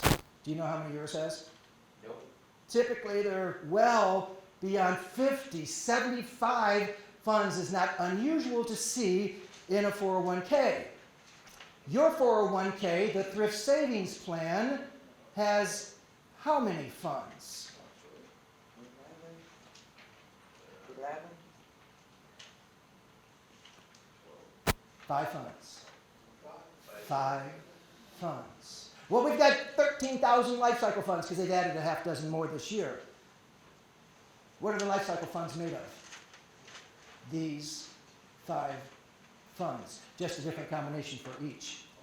Why? Now, I'm the guy who wants to ask questions because I'm just that way. You're going to give me something and say, okay, these are the rules. I'm going to say why. And I'm going to say, how does that benefit you? How does that benefit me? That's what I do for my employees as well. So why just 5 funds? Does that benefit you or does that benefit the federal government? Easy answer again, right? Of course, it benefits the federal government. And why 5 funds? And going back to the wedding philosophy, think of the last time you were invited to a wedding and in the invitation, the RSVP said, oh, we're going to feed you at the reception. And we celebrate with that because there's what? Usually about 12, 15, 20 choices, right? For being able to eat at the reception. Guys, if you're getting that, tell me, because I'm getting that. What am I usually getting? Probably what you're getting, right? Do you check here if you want chicken? Check here if you want fish, right? So it's either chicken or fish. So they minimize your options. Why do they minimize your options? Right? Because of the number coming to the wedding and the cost associated to feed each one of us. So your TSP is a wedding for federal employees who are contributing to the TSP. And you have over 4 million participants. And yet the TSP, BlackRock and MetLife, they'll come back and say, we have the lowest fees of just about any retirement plan out there. He can talk to his fund manager. He can say, what's the best thing for me to do? He can talk to multiple layers of his fund manager. Who in this room, don't answer this, this is a setup question. Who in this room, because if you said you did, you're lying. I'm kidding, but no, I'm not. Who's talked to BlackRock as your fund manager? Who's talked to MetLife to say, wait a minute, guys, how do I make my TSP work better for me? Because the answer is absolutely not possible. Because of this. It's going back to that wedding philosophy. They have 4 million people coming to their TSP, and in order to keep your costs down, they minimize their exposure to the point of, just like that. They will set up your funds and say, go get them, Tiger, without any understanding of what you're doing. Again, that's my world of saying, wait a minute, how can I help you? And I've got some distinct ways to help you, and I'll go over that here in a few minutes. But you are stuck with the funds, and again, I'm going to come back and say it's in their benefit, not yours. I want to. We're all kind of in the same age group in here. We got some youngins, but anyone remember what was called a rotary phone? Remember that? So I think I'm among friends in here. So okay, I don't blame you there. Thinking, 20 years ago? 20 years ago was when about the last rotary phone was ever. You can still use it today, but no, you can't call, you can't do anything on it, right? But in some states, you actually can still use one. However, for average use, 20 years ago was the last time we ever used a rotary phone. You remember that? Now it's kind of bing, bing, bing, bing, bing. A huge difference. Efficiency. Something that is better. Something that's getting us more connected than the rotary phone. However, to tell you how up to date your TSP team is, I want you to call TSP. You can actually write on your quarterly statement if you have it. You can sign up for quarterly. If not, everyone who's contributing to TSP, you'll get one in January. You've got that 877 number in the bottom right corner that says, call us. We're here to help. Well, their helping is, what do you want to do? That's their counsel. But listen for the whole message. At the very end of the message, it'll say, hold for an operator if, you got it, you're on a rotary phone. Are you freaking kidding me? What went out 20 years ago? You're cutting edge. I'm sorry. It's controlled by the federal government. It's managed by private companies. And guess whose favor your TSP is in? Absolutely in favor with your, not you, with people who are maybe just getting this much, but they're getting this much on 4 million of you and doing that much.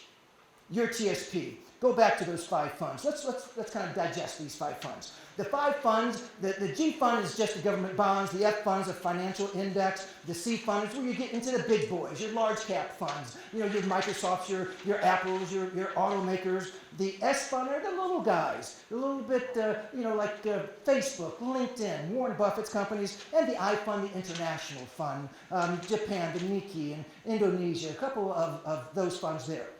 I want to give you different verbiage for what I want you to go to bed thinking tonight about your 5 funds. The only place that you can go, and I'm going to say if you're within 2 years, this is where your world is at. I'm going to encourage you to camp out in this world right here, because the G fund is the only fund that you can be contributing to that guarantees you no loss. And I've got some distinct feelings about their definition of no loss also. So let's talk about the G fund, but I don't want you to think of it as government bonds. I want you to think of it, if your grandmother, like mine, ever stood before a hot stove, and I remember her doing this over here with some grapes and put them in over here, and when it came out, she put grape jelly on the top of that ball jar, and she was canning grape jelly. Now, when I took my toast to the cupboard, and I would go and get that mason jar out, and it said, grape jelly on the top of it, I didn't have any thought at all that I was going to open it up and get some green beans on my toast, did I? Because I knew what went in that mason jar was what's going to come out. So what do I want you to call your G fund? It's a mason jar. Because what goes in, for better or worse, is what comes out. You look at the year-to-date earnings in your G fund, and you'll find out that it's less than 1%. Year-to-date, the earnings in your G fund. If you go back real quick, what the cost of living is, it's a real thing. You go back 15 years on any internet search, and you find out what's going on with groceries, clothing, utilities, what our daily needs are. Just 15 years ago, you'll find out that it's 45% less than it is today. Just 15 years ago. Fast forward 15 years later, how do you find out the cost of living? You take 45 and divide it by those years. So you come up with a very real, it costs 3%. Our dollar is wasting away by 3% a year. So if you have any of your money in any account that's paying you less than 3%, you cannot say it's not losing money. The G Fund, according to their terms, it's not losing money. If the federal government over on this side is saying that they're guaranteeing you you're not going to lose, on the other side of the coin, what are they also guaranteeing you? You're not going to win. Now let's talk about the F Fund. The F Fund, I'm going to just say this is a bigger mason jar, but it has holes in it. Why? Because it has this much better of a interest rate, and it can lose. So time out. Think of that through before you go much further. So now the C Fund. The C Fund is our best growing fund. The C Fund, this is the one that you've camped out in, hopefully, the last 10 or 12 years, and you've seen your balance do some wonderful things. The C Fund, I want you to think of a different word than the large cap funds. Because if you go to bed tonight and if you are retiring within the next 2 years, I want you to be thinking about this word.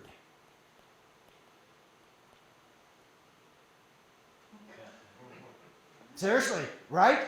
If you are in this fund, you are in the casino. Boy, you have sat down at that table and you said, let it ride. Either at the roulette table or you're at the hand and you're at the blackjack table and you're saying, hit me again, Mr. Dealer. If you are in the casino, think of it. If you're in the casino, when's the time that you're considered a winner? When you leave. Right? When you say ding, ding, ding, ding, I'm done. So whether you're up or down or sideways, but when you leave, because when you're walking out of that casino, everybody's ever saying, well, I was up. Right? Why? Because we stayed too long to think that we were going to beat the odds of the house. I'll show you how to reverse that here in a few minutes. So the casino, you're in the Grand Casino if you're in the C Fund. That same fund that if you go back to just 2008, do you remember 2008? When what you had in your TSP overnight, in about a week, I say overnight, it felt like it, but a little less than a week, if you had $100,000 in there, it went to $60,000. We lost 42% in a little less than a week. Every pundit out there is saying, wait a minute, anything going on that's volatile in the world today? I can't even say that with a straight face. When you look at the United States and we've got riots going over here, we've got whatever's going on in the White House, we've got this nutcase over across the pond with his bowl haircut saying, I can push this button and I can nuke America. Do we have just a little bit that is volatile in the world today? We've got a stock market right now that it's almost at the highest it's ever been in the history of our country. And yet we have a third of Americans unemployed. Do you see a conflict there?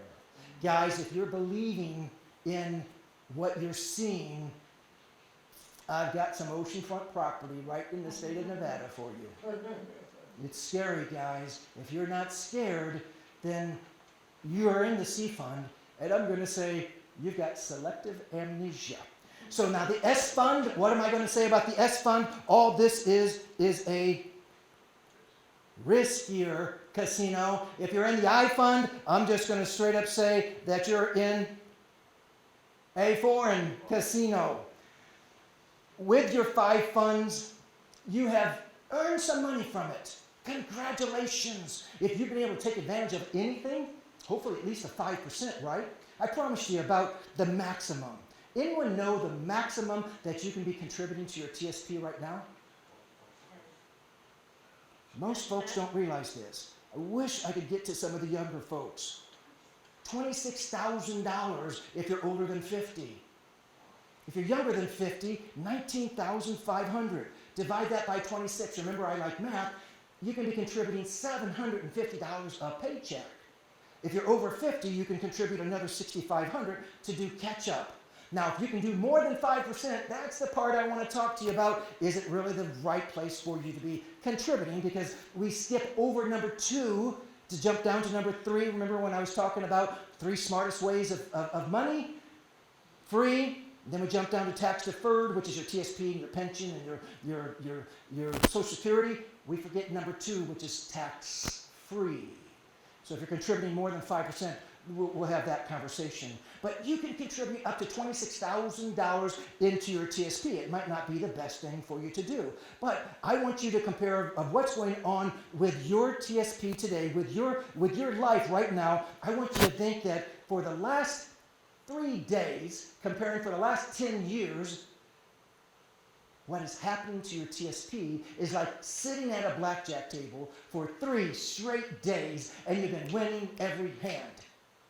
For 3 straight days, that's what it's been like with our TSP, with the 401ks out there, taking advantage of it. Now, if you're within 2 years of retiring, you're sitting at that blackjack table and you're saying, this is my last hand, Mr. Dealer. I promise you, I'm done. This is my last hand. And you have, whether it's, let's see, 20 years, 25 years, whether it's 30 years, you've been getting some of these going for the last years of your career. This is your TSP funds right here, whether you've got 50,000, 500,000 or more. If you're sitting at that blackjack table and you are in anything else besides the G fund, you are looking at that dealer after this pile of money you've got for these last 3 days. Do you say jokingly, ha ha, let it ride? And on one card, you're going to risk $500,000, $200,000, $100,000, whatever you have in your TSP. You've taken time to get it there. I'm going to come back and say you probably won't do that, because when does this cost anything or it has any value? Because this is nothing, a little piece of porcelain. When you cash out, when you go to the cashier and you say, I'm done. And the only way for you to do that right now, if you're within 2 years of retiring, is to go to the G fund. That's your cash out window. Volatility, heck, yes. That blackjack table, absolutely. More than willing to take your money. Is it the right thing for you? There's something that I enjoyed watching that, I don't know, has anyone ever watched The Deadliest Catch in this room? Yeah, that's exciting. You've got this group of fishermen, because I want to talk about preserving your crabs, okay? That sounds really bad by itself, but you're gonna follow what I mean by that. Keep your crabs, because The Deadliest Catch is about these fishermen. They're going out to catch king crab. And if they get a full boatload of crab, they've got over $1 million in that payload. So this group of fishermen, there's actually several boats that go out on this TV series called The Deadliest Catch, and they go out what is described as the deadliest body of water in the world, the most dangerous, treacherous body of water called the Bering Sea. 2 people in this TV series last season, about ready to start another one, 2 lost their lives on these ships. So it's a real thing. It's about these guys, they throw over these metal crates, and they call them these pots, and they're catching these crab. By the time they fill up their ship, by the time they get their quota, dangerous body in the world, did I say that? Of water. Waves that can go over 100 feet tall without the right captain can capsize that ship. Think of your TSP and the volatility that's going on in the world right now. Do you think those fishermen set out the anchor? Once they are out in the middle of the Bering Sea and they're excited, they've got their quota, they're just going to throw out their anchor and just say, hey, let's jokingly go grab a cold one, and heck no. Right? They're going to say, let's get our butts out of here, guys, and get back to pier. I'm going to compare that to your TSP and what's going on in the world today.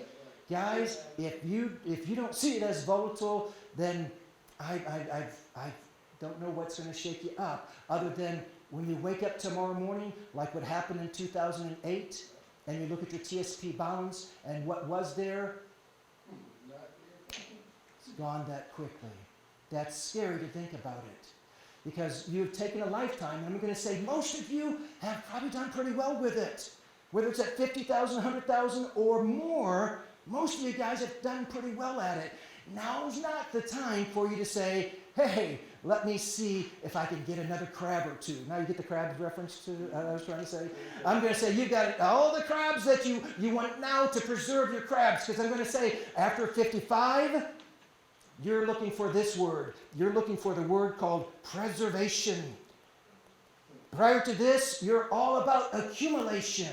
But 55 and older, within 2 years of retiring, you're looking and saying, what can I do to safeguard my future? And I'm going to come back and say, that's what you want to do with your TSP. With your TSP, you've got 4 options. With your TSP, when you go to retire, or you're age 59 and a half or older, you've got some other options we'll talk about here in a minute. But let's say you're going to go retiring, and you're going to say, option number 1, you can cash it out. What's the bad idea about cashing out your TSP? Taxes. You're going to lose about half of it to taxes. You got 100,000, turn it into 50. You got 200,000, turn it into 100. So usually that's not a real viable idea. So now let's talk about option number 2. Your option number 2 is to leave it there. Don't let anyone tell you you can't leave it there. You definitely can leave it there. Think about it. What we just went through, by leaving it there, the only place that you can keep it safe is in the G fund. The only place that you can't make money is in the G fund. So it's a quandary. By leaving it there, you've got some other options that are maybe not in your best interest. By leaving it there, you are limited to 1 withdrawal a month. Say that you've got $400,000 in there, and you decided, wait a minute, I want $2,000 a month. That $2,000 a month, you take it out January 1st. The doctor comes to you on January the 5th and says, I can save your wife's life. And I guess I should put in here, do you love your wife? I can save your wife's life. However, I need $100,000 to perform this life-saving surgery. And you have $400,000 in your TSP. You just took out $2,000. You have at least $398,000 in there. All you need to do is write out a check, right? Well, you got to go to TSP and say, hey, I want $100,000. It's my money. I need it now to save my wife's life, to save my husband's life. And you love him. Now that $100,000, TSP will say, absolutely, Mr. Jones, we'll have that to you in about 25 days. Excuse me? Doc says I need it this week. Well, Mr. Jones, you already took out your withdrawal for the month. Wait a minute, isn't this my money? Well, sort of, kind of, right? Guys, leaving it there has some ramifications you may not want. You may want something besides chicken or fish. But what I call almost more sinister than that would be if you and your wife, if you're married, you're going home tonight. Let's say that you get hit by a drunk driver on the way home and you pass away. Both of you guys pass away. Well, if you've got $400,000 in the TSP, let's say you have 2 children. Well, you would think that these children, Jim over here and Sue over here, they should get $200,000, right? Because it should be split, if you're splitting it evenly, $200,000 each. Why is it that Jim gets about $130,000 and Sue gets about $130,000 and you just lost about half of the value of your TSP? Why do you think that is? Because of their rules. Their rule says that if husband passes away as employee, wife passes away as employee, and her spouse, non-employee, or doesn't matter, her spouse, even if you're a federal employee, you both pass away, we're going to cash out your TSP, and we're going to collect our taxes because we can. Guys, again, I'm a little bit of a town crier here, but it's been a process of a lifetime of saying, how do I make sure my employees are protecting their money? I'm going to come back and say, that's not a real viable option either. Option number 3 is what I think is the scariest of the 4 options, is the scariest of the 4. And it's because of this word. Now, you got a pension, you're called an annuity. It's an annuity, big deal. I'm okay with that word. Your Social Security, it's an annuity. I'm okay with that word. I don't like this word. Because this is a word that MetLife, remember the other person involved with your TSP? This is a word that MetLife wants you to be able to, They want you to make sure that you are annuitizing your money. What does it mean to annuitize your money? Well, let's go over here and look at this here. This here says if you have $100,000 in your TSP and you say you want a monthly amount for the rest of your life, MetLife will happily oblige you. This is what you're going to get in January. I want you to think of this little saying here, a saying that says, big print giveth, little print taketh. Our eyes always goes to the largest print, doesn't it? Oh, this is TSP, and I've got $500 a month for the rest of my life because I've got $100,000 in my TSP, right? Where's the smallest print on the page? Oh, by the way, I wonder if it's anything coincidental that the smallest print that you never pay attention to is right below the largest print. They do it for a reason. The smallest print on the page says, oh, by the way, if you're retiring younger than 63, you're not collecting this until you turn 63. Okay, I like pushing it off as late as possible. However, I'll show you, if you're 56, 57, 58, that you can collect on this without penalty. I know at age 59 and a half, you can't do that. Well, you don't know Tim prior to today then. So that's not the most sinister thing. It gets a little bit worse when you go down to the next bullet point that says, oh, by the way, we just locked you in with the phenomenal interest rate of 1.725. You can almost do that in a CD today, guys. And now MetLife is trying to sneak this in and say, oh, guess what? But that's not the worst still. If you take this number here, you signed up for, the third bullet point tells you, you just signed up for a single life account. As a Hoosier, you guys understand single very, very well. I'm far enough up north, I don't have any Kentuckians in here, do I? Single life, yes, it means exactly that. You take this $500 a month off of this $100,000. Say you die in a year. That's $6,000 off of $100,000. Where does the $94,000 go when you die? It goes to my wife. She's my beneficiary. Goes to my children. They're my beneficiary. You take this number, you just disinherit your family. Remember how I said I hardly ever talk about broad strokes if nobody should ever do something? I'm pretty convinced you should never do something like that. So let's finish this up with talking about option number 4. Option number 4 is called the rollover. You've heard of it, right? You know, that's what you do Sunday morning when it's time to go to church. So the rollover, you can take advantage of the rollover anytime you retire. No matter what age. No matter what age, you can take advantage of the rollover after you've retired. Where it gets a little bit more fun is if you're older than 59 and a half, you can actually take advantage of this now. You can get out of the clutches of the federal government and you can say, wait a minute, I'm going to roll this over. Now remember, if you're rolling over to a checking account, you're losing half of it. You roll it over into their form of, hey, I want to turn this and annuitize it. No. You don't roll it over. You leave it there. You already know those ramifications. By rolling it over, this is crucial to know. There are no tax implications and there are no penalties. None whatsoever. And what is also huge, you want to make sure to go to a company that has no fees. Huge, huge. Rolling it over, what are your options with the TSP? You don't change anything except you transfer your balance. Nothing changes with your TSP. You continue to contribute. You continue to get the matching. Nothing changes with your TSP. You just looked at something and said, you know what, this suits me and my family better. I can have more control of this fund over here, and I've got stretch IRA. This is where is another area that I can help you in. It doesn't fit everybody's structure, but if you qualify for it, it's a wonderful way to get control of your financial future. Everything's about financial stability. You've got to have financial stability.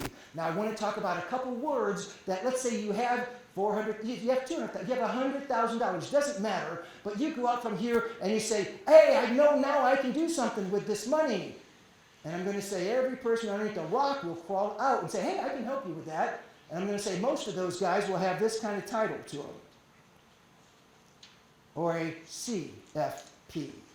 Financial planner or a certified financial planner. You saw the letters behind my name. Letters are really fun to be able to shout out. I don't like what they're shouting out secretively to you guys. Because what they don't tell you is that this word here tells you that they're going to keep your money at risk in order for them to make money. How about that? In order for them to make money, they have to keep your money at risk. And if you're in your 60s, you're in your late 50s, it may not be the time for you to be taking a lot of risk. Because you might come back and say, no, wait a minute, time out. I am done with the risk taking. That's where I come into it at. And I look at opportunities, what I call the GC account. The best of the G fund and the best of the C fund mixed in a private company. This is your private IRA, individual retirement account, that you say, wait a minute, I can move this from the TSP without tax complications, without fees, without any penalties, and I can put it into my own IRA, my own individual retirement account, that I have control of it, and that I don't get any fees when I'm in that account? Yes, yes, yes. The GC account mixes the best of the G fund, no loss, with the best of the C fund, that it's indexed. That whenever the stock market is making money, you're making money. When the stock market is doing this, you do this. You flatline. You are guaranteed never to lose a penny. Available in the TSP? Absolutely not. Come up to me afterwards. We're all finished, so I'll answer your question afterwards. Available in the TSP? Absolutely not. This is private sector money by the same private companies that are running your TSP. So, wow, what's the difference? Well, you don't have the federal government with their clutches on you. That's the biggest difference. Market volatility? Gone. Ability to make money when the market is up? 100% there. You make about half of what the stock market's doing, but you have zero chance of loss. So just like there's a little postmaster lady that I was sitting with up in Wisconsin, I remember it very well.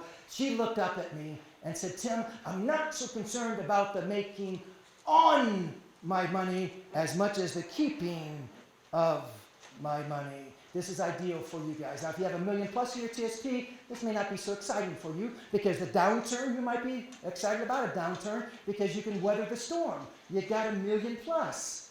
I've got plenty of folks who have $1 million plus who have said, no, I don't want to do that. But if you have less than that in your TSP, the next market crash, not if there is one, right, but when there is one, you may not be able to weather the storm. Because what happened in 2008, if you follow the line, the graph, it took us 7 years to get back to even. 2015, actually 8 years. 2015, we finally had a stock market that crept up to be at its level in 2007. So that means in your TSP, if you had $100,000, it went to $60,000. And in 8 years later, it regained to 40%. Did you regain it back to even? Because if you went 100,000 to 60,000 and you had 40% gain on 60,000, are you back to even? Because 40% on 60 is 24. So you went from 100,000, 8 years later you're at 84,000. Because after you retire, you can't contribute. You don't get matching anymore. if you want to leave it in the TSP. Guys, I hope this has been beneficial for you. This is an area, besides looking at your pension, besides looking at your supplement, besides talking about your Social Security, we can talk about this too if this interests you. That's going to happen over these next 2 days. I'm just down the hall, across the hall, from 7 a.m. in the morning to 9 p.m. at night. I'm going to offer an hour of my time, and it's going to happen from that evaluation page underneath the chairs. Would you mind grabbing that one over there? So evaluate me. Let me know how I'm doing, what has been good about this. If you like this thing, what you just experienced, give me some fives. Give me all fives, actually, right? Give me a high five. Air high five. Remember COVID. But if you did not like this, my name is Tom Jones, and I work for Chick-fil-A.